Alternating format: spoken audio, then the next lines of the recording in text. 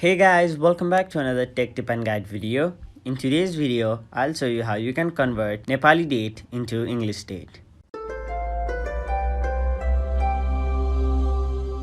So first of all, open any web browser on your mobile device or your desktop. Then in the web address bar, type in razan.com. Then it will take you to this page where you'll have to tap the option Date Converter.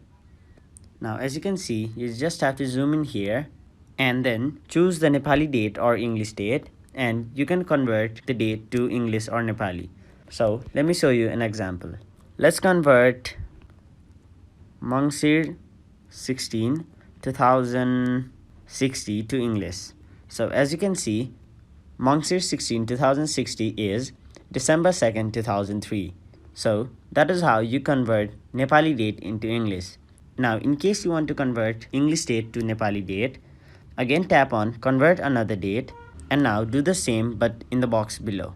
So let's choose December 2nd 2003 and then tap on convert to Nepali, and as you can see, December 2nd 2003 is Mangsir 16 2060.